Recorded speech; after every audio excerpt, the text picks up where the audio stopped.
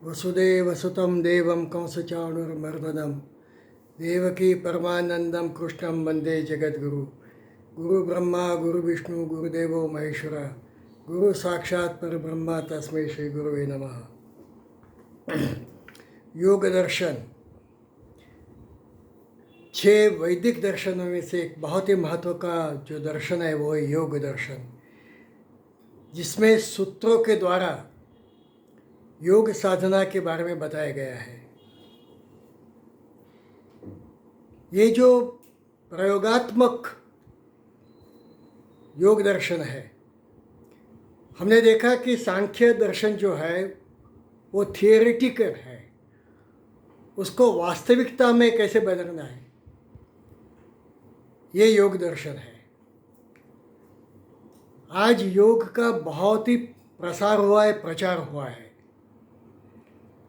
सही अर्थ में देखें तो क्या सचमुच महर्षि पतंजलि ने ये योग दर्शन बताया था?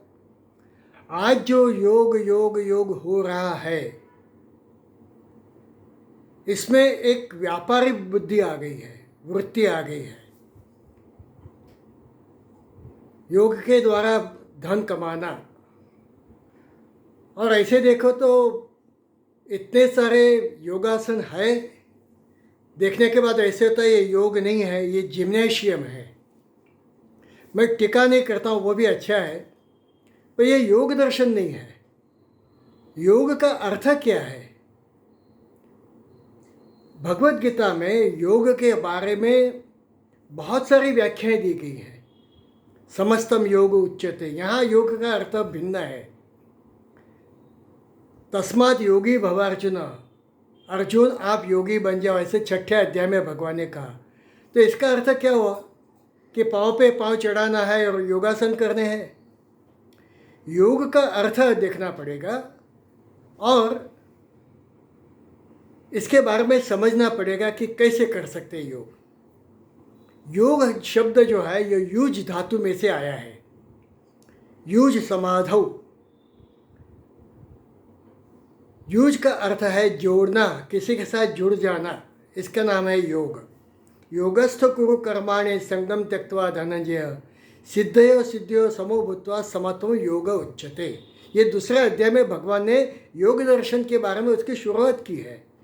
तो योगस्थ बन के कर्मयोग कर, योगस्थ यानी या भक्ति योग आ गई। वहाँ तो भगवान सांख्य योग बता रहे हैं, फिर भक्ति योग क्यों आया? क्योंकि कोई भी कर्म करना है तो भगवान के साथ जुड़ जाना है। योग का अर्थ है कि मेरा जो आत्मा है वो परमात्मा का अंश है।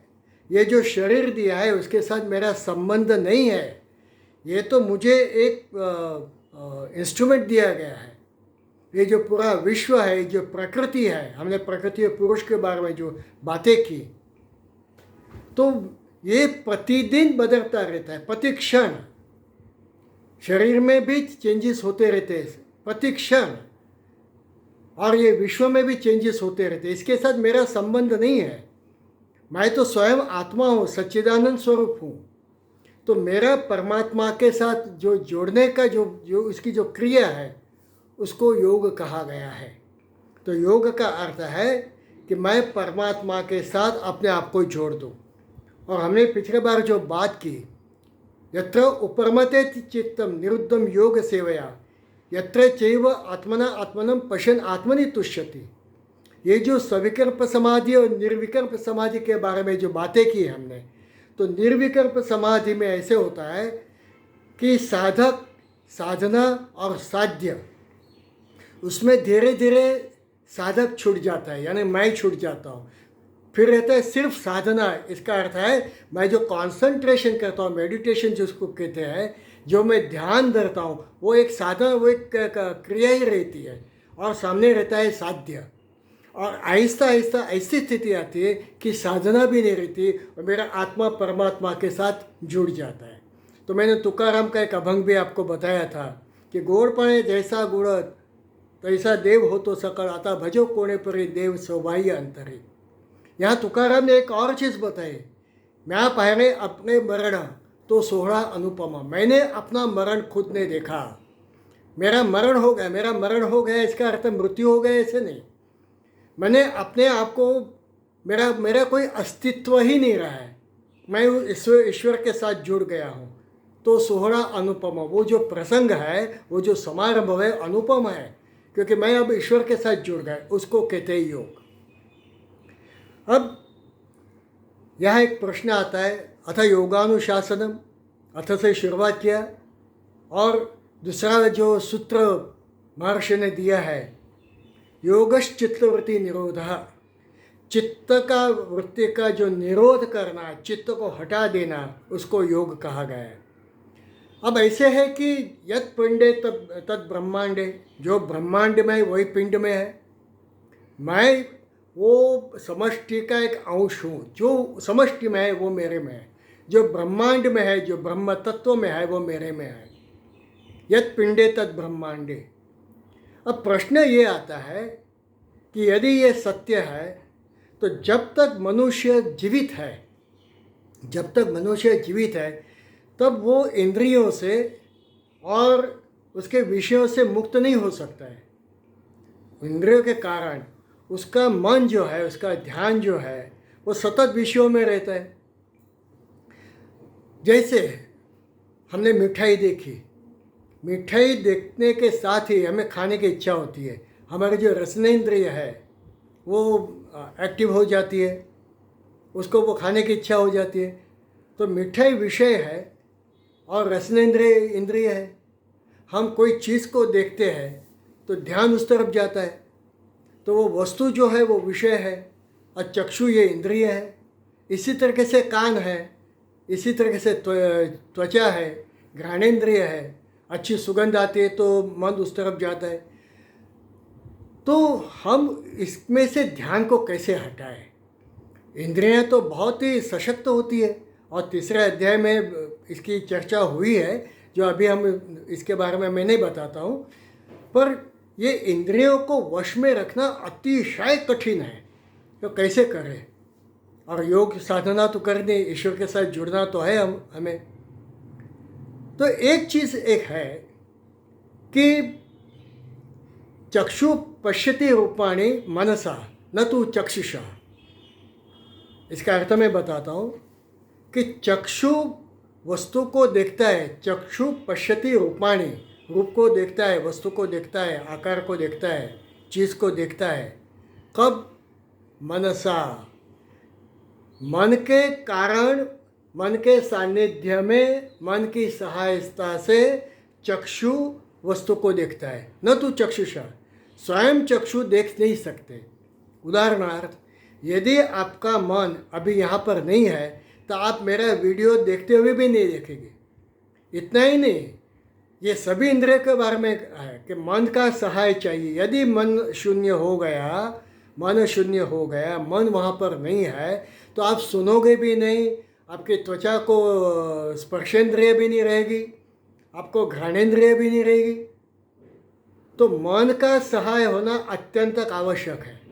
जब मन होगा तो आप देखोगे, जब मन नहीं होगा तो आप नहीं देख सकते, आप नहीं सुन सकते। इसी कारण मन अत्यंत महत्व का है। इसका अर्थ ये हुआ कि यदि हम उस मन को वहाँ से हटा दें, उस इंद्रियों से हटा दें, तो हमें विषय दिखाई नहीं देंगे। ये बहुत महत्व का है। हम कई बार रास्ते में से जाते हैं, सामने से व्यक्ति आते हैं, उसने कहा आपने मेरी तरफ देखा ही नहीं, क्योंकि हमारा मन उस समय वहाँ पर नहीं था। इसी कारण मन अत्यंत आवश्यक है। और गीता में इसके बारे में बार बार भगवान ने कहा है, मन, बुद्धि और चित्त, ये 3 शब्दों का भगवान ने बहुत उपयोग किया है। अभी एक हम मंत्र देखेंगे गीता का 12वें अध्याय का, जो है बहुत महत्व का है। 12वां अध्याय जो है वो भक्ति योग का है। योग शक्ति के द्वारा हम परमात्मा के पास जा सकते हैं, और भगवान ने इसके कई रास्ते बनाए। ज्ञान योग बताया, ध्यान योग बताया, कर्म योग बताया, भक्ति योग बताया, हठ योग बताया, राजयोग बताया। भिन्न भिन्न तरीके से हम उस परमात्मा के साथ जुड़ जाते हैं। अब यहाँ जो भक्ति योग है, इसके बारे में थोड़ा मैं आपको संदर्भ देता हूँ। मन का क्या महत्व है? योग करना है तो मन अत्यंत आवश्यक है कि कहाँ करना है। और जो पिछले बार मैंने आपको कहा है, यत्र उपरमते चित्तम निरुद्धम योग सेवया, चित्त को योग के द्वारा आप निरुद्ध अवस्था में पहुंच सकते हैं। तो भगवान ने यहाँ पे बताया, मय्येव मन आधस्व मय बुद्धिम निवेशय निवसिष्यति मय्येव अतर्द न संशय। बहुत बहुत महत्व का श्लोक है। 12वां अध्याय भक्ति योग। उस भक्ति योग को कई संतों ने सगुण भक्ति योग कहा है। सगुण भक्ति योग क्यों कहा, मैं आपको बताऊंगा। मय्येव मन आधस्व है, आपके मन को मेरे में जोड़ दो, आपके मन को मेरे में खोड़ दो। यहाँ आधस्व का शब्द बताया है। मय्ये मन आधस्व मैं बुद्धिम निवेशय, आपका मन मेरे में गाड़ दो। ये अच्छा रहेगा शब्द। आधस्व का अर्थ गाड़ देना, एकदम फिक्स कर देना। मय्ये मन आधस्व मैं बुद्धिम निवेशय, और आपकी बुद्धि को मेरे में उसका निवेश करो। इसका अर्थ सतत मेरा, आपकी बुद्धि सतत मेरे बारे में उसने सोचना चाहिए। मय्ये मन आधस्व मैं बुद्धि निवेशय निवसिष्यति मय्येव अत ऊर्ध्व संशय, आप मेरे में ही रहोगे, इसमें कोई संशय नहीं है, भगवान कह रहे हैं। अथ चित्तम समाधातुम न शक्नोषि मैस्त्रिम अभ्यास योगेन तमाम इच्छाप्तुम धन्य। अब भगवान कहते हैं अथ चित्तम समाधातुम न शक्नोषि मैस्त्रिम, यदि मेरे में चित्त स्थापन करने में, आचरण करने में यदि आपको दिक्कत आ रही है, तो अभ्यास योग के द्वारा आप मेरे पास आ सकते हो। अब यहाँ मन, बुद्धि और चित्त 3 शब्दों का भगवान ने उपयोग उसके बारे में बताया, इसका संदर्भ दिया है। मय्येव मन आधस्व, मेरा जो मन है वो सतत भगवान में मुझे जोड़ देना है, गाड़ देना है। जैसे हम ध्वजा को भूमि में गाड़ देते हैं, वैसे हमारे मन को भगवान में गाड़ देना है। यहाँ इसका अर्थ ये हुआ कि वेदों में, उपनिषदों में अव्यक्त की उपासना बताई गई है, अव्यक्त की, निर्गुण निराकार। यहाँ भगवान सगुण साकार की बात कर रहे हैं, ये बहुत महत्व का है। यहाँ भगवान ने मूर्ति पूजा के बारे में बताया। मूर्ति को सामने रखो और मूर्ति में अपना मन रखो। कॉन्सेंट्रेशन, जिसको हम मेडिटेशन कहते हैं, जो सामने की जो मूर्ति है उसमें मेरा मन चिपका देना है। उसका कारण ये है कि मनुष्य देहधारी है, और इसके बारे में भगवान ने आगे बताया, क्लेशो अधिकृतेषाम अव्यक्त असक्त चेतसाम अव्यक्त ही गतिर् दुखम देहवद्भिर्व्यापते। ये हम देहधारी है, इसके कारण निर्गुण की उपासना करना अत्यंत कष्टदायक है। हम किसी की टीका नहीं करते, परंतु एक धर्म में वो ईश्वर को निर्गुण निराकार कहते हैं, और इसके कारण हिंदुओं पर काफ़ी आक्रमण हुए, उसको काफिर कहा गया। वो निर्गुण की उपासना करते हैं। मुसलमान जो है वो निर्गुण की उपासना करते हैं। एक तरीके से वो सगुण की करे, क्योंकि वो जो मक्का दीवार जो है, वो जो नीश है, उस पर उनका ध्यान केंद्रित करते हैं। एक तरीके से तो वो ऑब्जेक्ट की ही उपासना करते हैं। ठीक है, हम विवाद में पड़ना नहीं चाहते, परंतु जब हम देहधारी है तो निर्गुण की उपासना कैसे करें। कबीर जी ने तो निर्गुण और इसके बारे में काफ़ी कुछ बताया, और भगवान भी कहते हैं कि मैं तो निर्गुण निराकार हूँ, पर तुम्हें अपना मन मेरे में जुड़ना है तो सगुण की उपासना करो। और सगुण की उपासना करते करते हम निर्गुण की उपासना कर सकते हैं। ये एक स्टेज है, ये एक स्टेप है। तो यहाँ भगवान कहते हैं मय्येव मन आधस्व।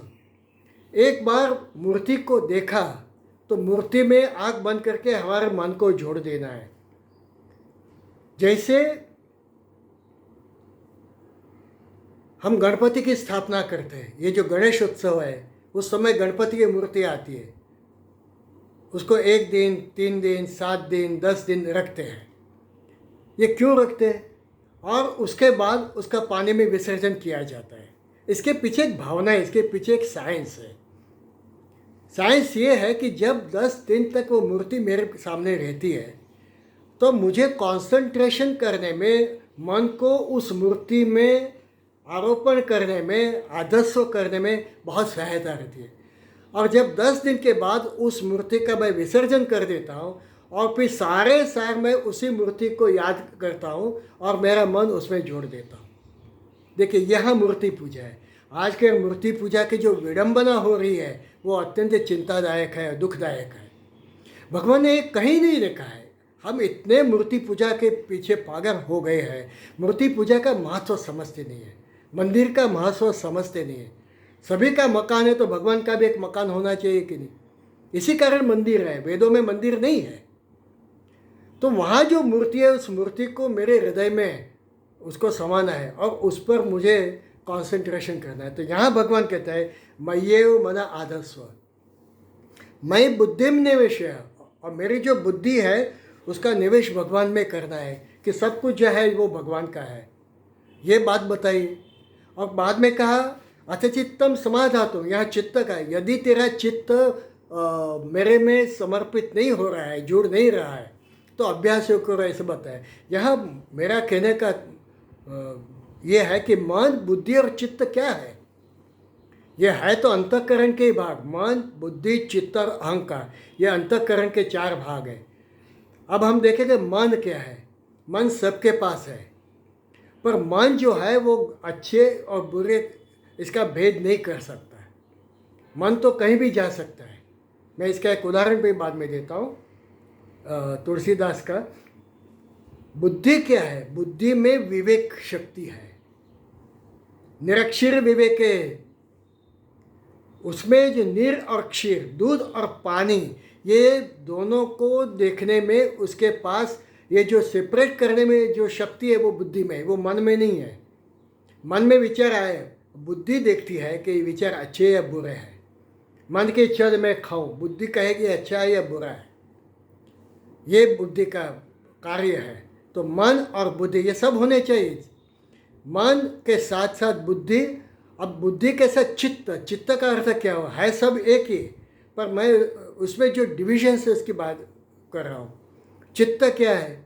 तो बुद्धि तो बहुत कुछ जानती है। जैसे एक एक्टर है, उसको कई सारे नाटक के जो संवाद है उसको उसके बुद्धि में है, पर जब वो स्टेज पे जाता है तब उसको पता है कि मुझे यही नाटक के संवाद याद रखने हैं।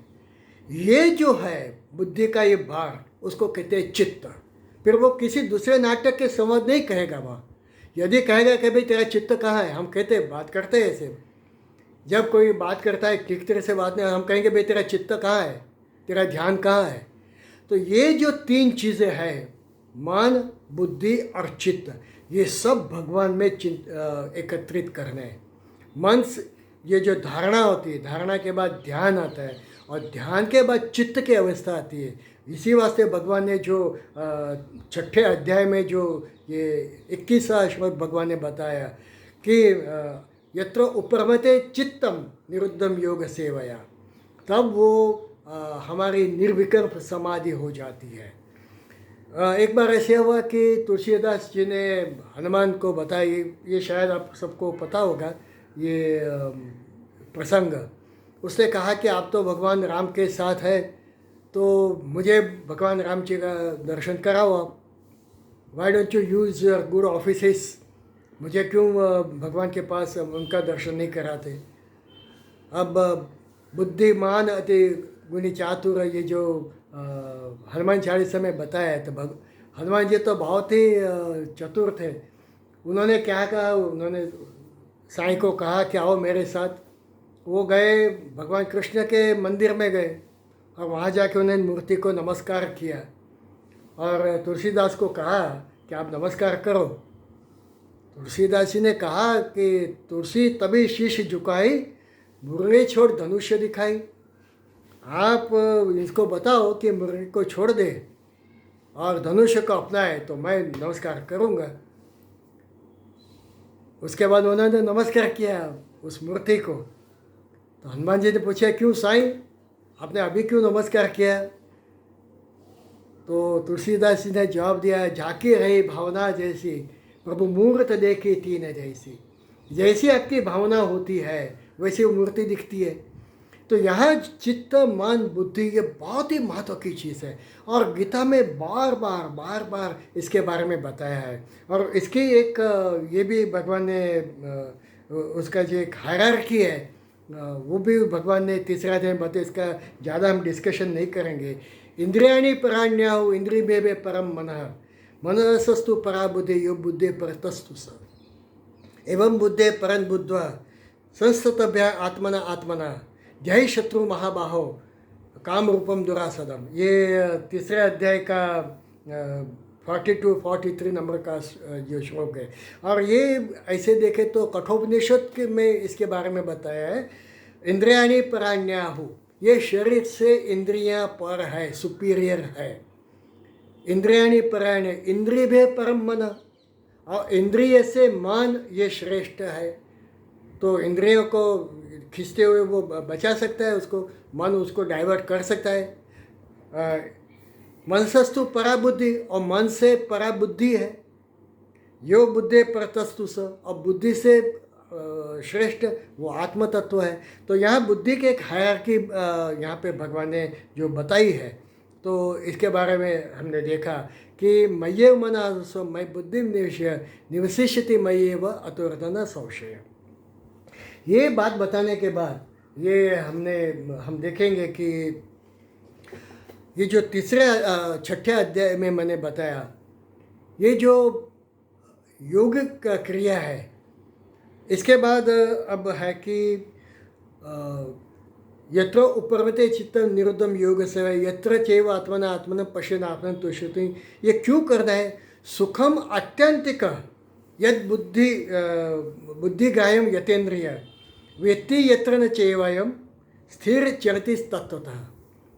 यह जो एक निर्विकल्प समाधि आने के बाद उस प्रभु को हम उसमें समर्पित हो जाते हैं, आत्मा और परमात्मा दोनों एक हो जाते हैं, उसके बाद वो कभी वापस नहीं आता है, क्योंकि उसने परम सुख जो परम आनंद है उसका अनुभव किया है। और ये अनुभव कैसा है? ये अनुभव के बारे में कहते हैं सुखम आत्यांतिक। ये आत्यांतिक सुख है, इसके आगे कोई सुख है ही नहीं। सुखम आत्यांतिक बुद्धिग्राह्यम यतेन्द्रिय, ये बुद्धिग्राह्य है। बुद्धि इसको समझ सकती है कि मैं इसका अनुभव कर रहा हूँ। देखिए, जब हम सोते हैं ना, तो सोने की प्रक्रिया और समाधि की प्रक्रिया ऐसे देखो तो एक ही है, परंतु सब जब हम सो जाते हैं तब हमारे बुद्धि ये काम नहीं करती है, बुद्धि अविद्या में जाती है। सुबह में उठोगे, आप पूछे आप कहाँ थे, तो हम उसका जवाब नहीं दे सकते। पर समाधि अवस्था में बुद्धि जागृत है, ज्ञान दीपेन भास्वता। इतने सारे शब्द इसमें है गीता में, ये 10वें अध्याय में भगवान ने कहा है। तेषाम अनुकंपार्थम, वो अनुकंपा जो है, तेषाम वो जो अनुकंपा जो मैं तुम्हें देता हूँ, और ज्ञान दीपेन भास्वता, ये जो ज्ञान रूपी आपको वो ये जो तेज दिखाई देता है, ये बुद्धि उसका अनुभव करती है। यहाँ भगवान ने बताया कि ये बुद्धि ग्राह्य है, ये रजोगुण की है। जो हमारा सुख है वो 3 तरह का है। इसका मैं आपको श्लोक बताऊं कि सुखम त्रिविधानि त्रिविधम शून्यम भरतर्षभ अभ्यासात् रमते यत्र दुखांतम च निगच्छति। ये सुख जो है 18वें अध्याय का जो 36वां श्लोक है, 36, 37, ये सब जो 36, 37, 38, 39, उसमें सुख भी जो है वो 3 प्रकार का है। एक है सात्विक सुख, यहाँ जो बताया कि सुखम आत्यंतिकम, ये आत्यंतिक सुख है, ये सात्विक सुख है। और सात्विक सुख कैसे होता है? यत अग्रे विषमेव परिणामे अमृतोपम तत्सुखम सात्विकम प्रोक्तम आत्मबुद्धि प्रसादजम। तद अग्रे विषमेव, शुरू में विषमेव होता है, अत्यंत दुखदायक होता है। ये जो सुख होता है वो शुरू में अत्यंत दुखदायक होता है, बाद में परिणाम है अमृतोपम, और परिणाम में अंत में ये सुख अत्यंत अमृत जैसा होता है। कैसे? जैसे सुबह में उठ के व्यायाम करना कितना कठिन है। सुबह में उठना ये अत्यंत क्लेशदायक है। नींद ऐसी घेरे आती है और हमें उठने की इच्छा नहीं होती, वो विषमय वो होता है। पर जो हर रोज़ उठ के व्यायाम करता है उसका परिणाम क्या होता है? अभ्यास करना अत्यंत दुखदायक है। अभ्यास करने की किसी की इच्छा नहीं होती, तो उसका परिणाम कितना अच्छा होता है। हर चीज़ में ऐसा होता है। ये जो सात्विक सुख है, वो ये सात्विक सुख शुरू में दुखदायी होता है, बाद में अत्यंत सुखद होता है। तो तत्सुख सात्विकम प्रोक्तम आत्म बुद्धि प्रसाद है। ये आत्मा जो है ना, आत्मा के द्वारा ये सुख का इतना उपयोग होता है, इतना आनंद आता है। ये यहाँ भगवान ने कहा कि सुखम आत्यांतिकम। 5वें अध्याय में भी भगवान ने इसके बारे में बताया। ये संदर्भ देते रहेंगे तो अपनी जो कंटिन्यूटी चली जाएगी। फिर बुद्धिग्राह्यम, ये जो है सुख, ये राजस सुख है। इसमें कैसे होता है? विषय इंद्रिय संयोगत तद अग्रे अमृतोपम परिणामे विषमेव तत्सुखम राजसं स्मृतम। 18वें अध्याय का ये 37-38 का श्लोक है।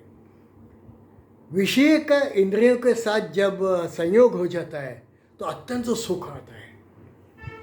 ये शुरू में तो बहुत अमृतोपम, जैसे हमारे सामने समोसे रखे हैं तो शुरू में तो बहुत मज़ा आया था खाने में, पर बाद में उसकी व्याधि हो जाती है। तो भगवान कहते हैं कि तद अग्रे अमृतपम परिणामे विषमेव। परिणाम जो होता है वो विषमेव होता है, वो खराब होता है, वो दुखदायी होता है। अच्छा व्यायाम करेंगे, नहीं करेंगे तो शुरू में तो बहुत अच्छा मज़ा आता है सोने में, बाद में क्या होता है? बाद में तरह तरह के डिजीज़ होते हैं, हमें शरीर थक जाता है, व्याधियाँ आती है वगैरह वगैरह। इसी कारण ये सात्विक सुख, राजसिक जो सुख है, इसके बारे में होता है। और जो तामसी सुख है वो शुरू में और अंत में होता है वो सुखदायी, पर उसका जो परिणाम है अत्यंत कष्टजनक है, अत्यंत दुखदायी है। तदग्रे चांदबंधे च सुखम मोहनमात्मनम निद्रा अनस्य प्रमादोत्थम तत्तामसम उदाहरणम तत्तामसम उदाहरण। अग्रे और अंत में बहुत ये मज़ा आता है। सोते रहते रात सुबह के 11 बजे तक सोते रहते हैं। क्यों? क्योंकि ये तामस सुख है। निद्रा, आलस और प्रमाद, ये तीनों के कारण ये जो सुख है ना, ये अत्यंत कठिन सुख। ये सुख का कोई अर्थ नहीं, व्यक्ति दुखी ही होती है। तो यहाँ जो भगवान ने 6ठे अध्याय में हम जो अभी बात कर रहे हैं कि सुखम आत्यंतिकम बुद्धिग्राह्यम अतेंद्रियम।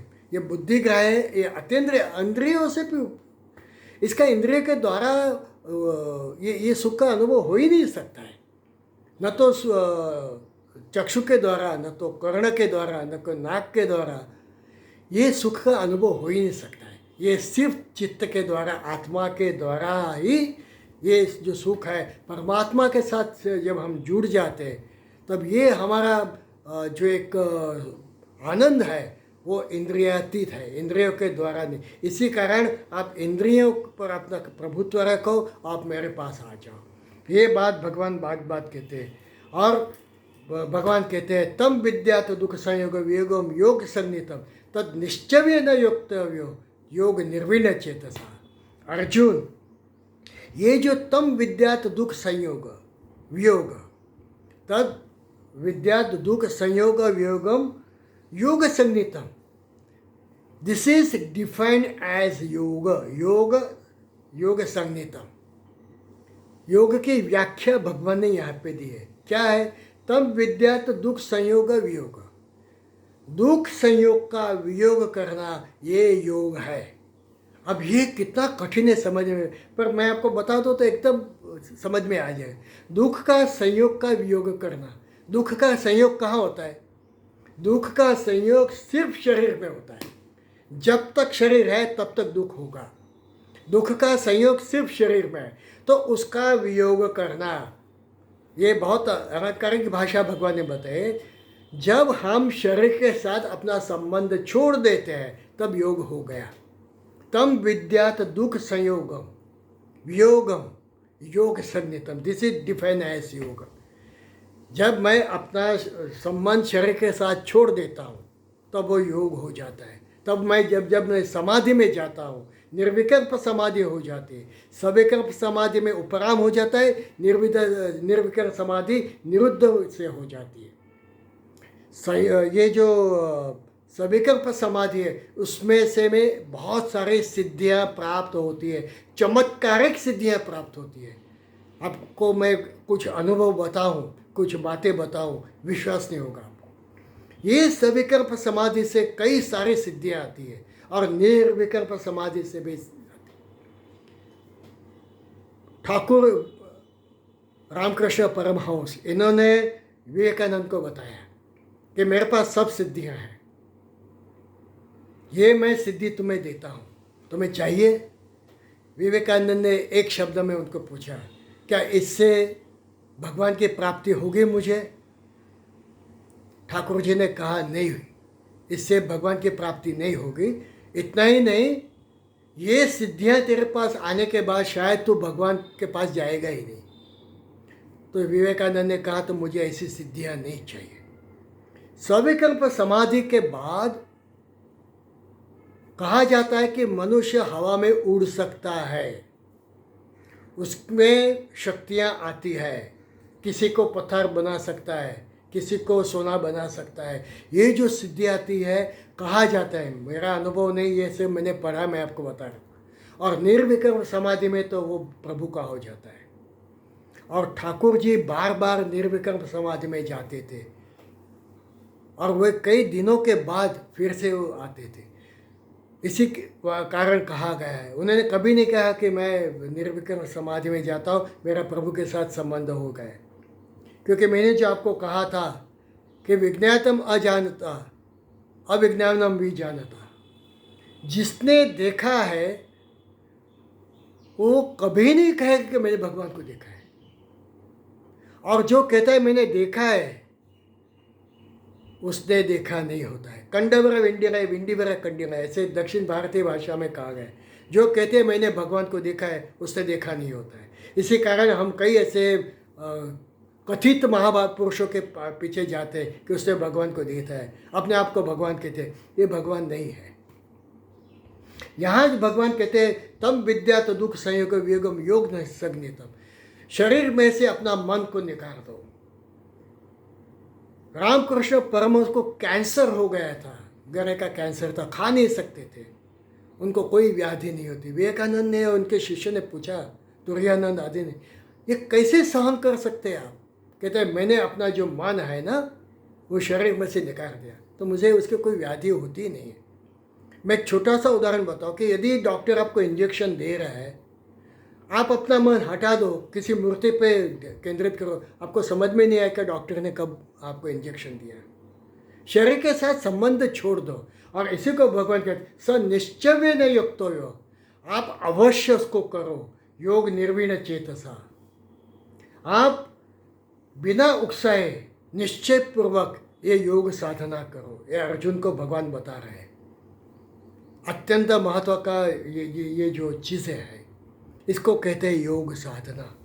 और आगे जो है, संकल्प प्रभावान कामान सर्वान त्यक्त्यान शेषत मनसे भी इंद्रिय क्रमम विनियम समन्ततः। संकल्प प्रभावान कामान, संकल्प क्या होता है? संकल्प से जब हमारे पे ये विचारों की असर होती है ना, तो संकल्प हो जाता है। जैसे हम देश काल ये सब चीज़ों के कारण हमारे मन ऊपर उसके आघात होते हैं और एक संकल्प बन जाता है, एक विचार बन जाता है। मैं आपको एक उदाहरण दूँ। अभी परसों जब गिनती हुई और उसके बाद जो कुछ रिजल्ट आए, उसकी असर मन पे इतनी हुई है, इसके कारण हम ध्यान नहीं कर सकते भगवान का। सब बेचैन थे, कुछ आनंदित थे, कोई बेचैन थे। देखो, आनंदित होना ये भी आप समाधि कर ही नहीं सकते। तो भगवान यहाँ पे कहते हैं, संकल्प प्रभावान कामान त्यक्त्वा, ये सब कुछ त्यक्ता, किसी भी विचारों के आपके ऊपर असर मत होने दो, संकल्प मत होने दो। त्यक्तान अशेषता सर्वान अशेषता, सभी को अशेष, कुछ भी बाकी रखे बिना मन में कामना ही नहीं होनी चाहिए। अच्छे बुरे नाम जितने भी रिजल्ट है उसकी असर मत होने दो। मन से भी इंद्रिय ग्रामम, सभी इंद्रिय ग्राम यानी सभी इंद्रिय, मन को उसमें से हटाना। मन से इंद्रिय ग्रामम विनिमय समन्ततः, क्योंकि मन ऐसा है कि जो दौड़ता ही रहता है, उसको काबू में नहीं रख सकते। और भगवान कहते हैं शनै शनै उपरमेतत् बुद्ध्या गृहीतया आत्मस्थं मन कृत्वा न किंचित अभी चिंतित। मन दौड़ता रहता है, यहाँ गया वहाँ गया, धीरे धीरे धीरे धीरे धृति गृहित धैर्य के द्वारा बुद्धि को अपने वश में करो और मन जहाँ भी दौड़ता है उसको पकड़ के रखो और आत्मदस्थम मन कृत्वा और उस मन को आत्मा में इंट्रोवर्ट हो जाओ। बाहर कुछ भी रिजल्ट आए, टीवी पे कुछ भी बताए, वहाँ से मन को खींच के आप आत्मसंस्थम हो जाओ, आत्मा में ये स्थिर कर दो। न किंचित अपि चिंते, और दूसरे किसी का भी स्मरण मत करो, क्योंकि मन कैसा है, भगवान कहते हैं यतो तो निश्चरति मन चंचल स्थिरम ततो ततो नियम एतत् आत्मनि एवं वशम नयेत्। जहाँ जहाँ मन दौड़ता है वहाँ से पकड़ के आत्मा में रखो। यहाँ गए वहाँ से दौड़ के उसको वहाँ से पकड़ के मन को आत्मसंस्थम कर दो, वहाँ गए वहाँ से पकड़ो, आत्मा केंद्रित कर दो। ये मन अत्यंत कठिन है, इसके आगे भी चर्चा होती है। अभी आज समय हो गया है, तो मन को वश में रखना, मन को वश में रख के बुद्धि में और बुद्धि के द्वारा चित्त को आत्मा में उसको केंद्रित करके उस प्रभु के साथ जुड़ जाना, इसको योग कहा गया है। काफ़ी सारे चर्चा आगे है, उसकी बाद में करेंगे। यहाँ हम समाप्त करते हैं, समय हो गए। ओम पूर्णमद पूर्णमिदं पूर्णात् पूर्णमुदच्यते पूर्णस्य पूर्णमादाय पूर्णमेवावशिष्यते। ओम शांति शांति शांति। हरि ओम श्री गुरुभ्यो नमः। हरि ओम।